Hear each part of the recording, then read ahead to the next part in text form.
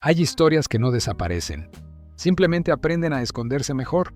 Durante años, la televisión mexicana nos mostró una imagen clara, casi perfecta, de sus figuras más queridas. Pero detrás de esa imagen, existen versiones que rara vez salen a la luz, relatos que circulan en silencio entre quienes vivieron de cerca esa otra realidad. La historia que rodea a Javier López Chabelo y René Cardona Jr. es una de esas. Una relación profesional que, según algunos testimonios, terminó envuelta en tensión, pérdidas económicas y una serie de coincidencias que hasta hoy siguen generando preguntas. ¿Fue solo un conflicto más dentro de la industria? ¿O hay algo que nunca se quiso contar del todo? Hoy vamos a explorar una historia donde lo más inquietante no es lo que se sabe, sino todo aquello que quedó sin respuesta.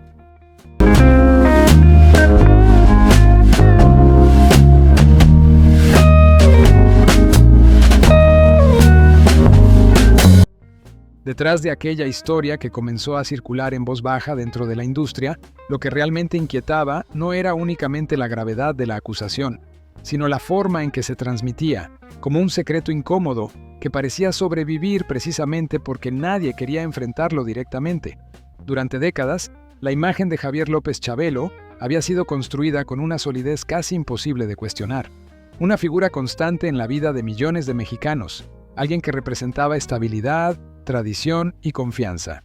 Por eso mismo, cualquier versión que lo colocara en un contexto distinto resultaba difícil de procesar, no solo para el público, sino también para quienes formaban parte del mismo medio.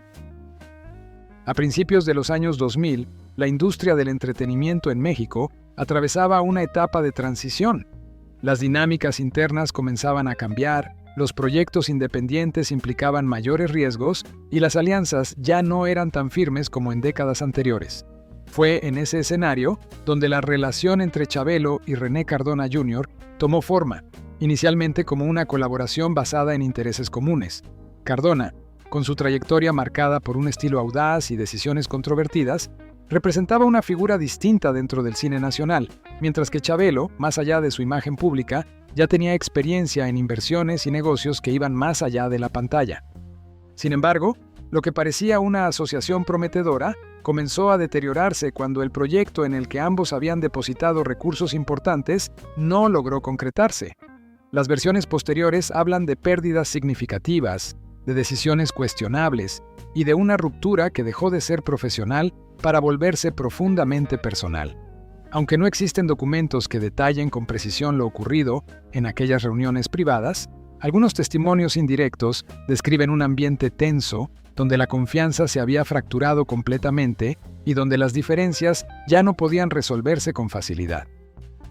Es en ese punto donde la historia adquiere un tono más oscuro, no por pruebas confirmadas, sino por la naturaleza de los relatos que comenzaron a surgir tiempo después. La supuesta confesión de un exproductor, realizada en circunstancias extremas, introdujo una versión que nunca pudo verificarse, pero que dejó una huella difícil de ignorar.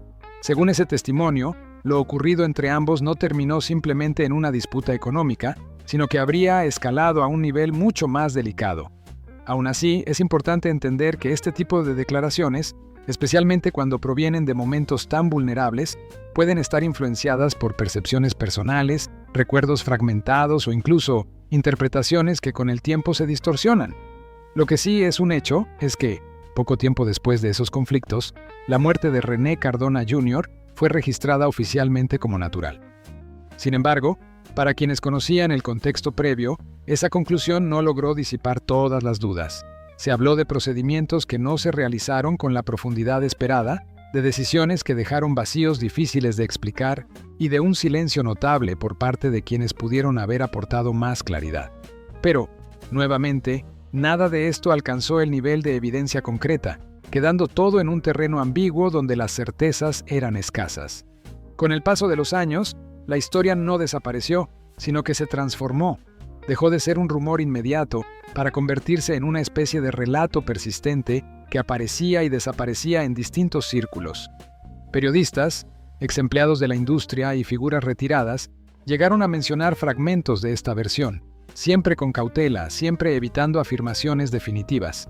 Algunos la consideraron una construcción exagerada nacida del morbo, Otros pensaron que podría haber elementos reales detrás, pero nadie logró demostrarlo de manera concluyente. Y quizá eso es lo que mantiene viva esta historia hasta hoy. No lo que se sabe, sino lo que nunca pudo comprobarse. Porque en un entorno donde la imagen pública tiene tanto peso, las zonas grises suelen ser las más difíciles de esclarecer. La distancia entre la figura que se muestra frente a las cámaras y la realidad detrás de ellas puede ser enorme. Y cuando esa distancia se llena de silencios, de coincidencias y de versiones incompletas, el resultado no es una verdad clara, sino una duda persistente que se niega a desaparecer. Tal vez nunca se sepa con certeza qué ocurrió realmente, pero hay historias que no necesitan pruebas para quedarse en la memoria. Basta con que dejen una pregunta abierta, una de esas que el tiempo no logra borrar. Si esta historia le dejó pensando, si siente que aún quedan piezas que no terminan de encajar, lo invito a seguir acompañándonos.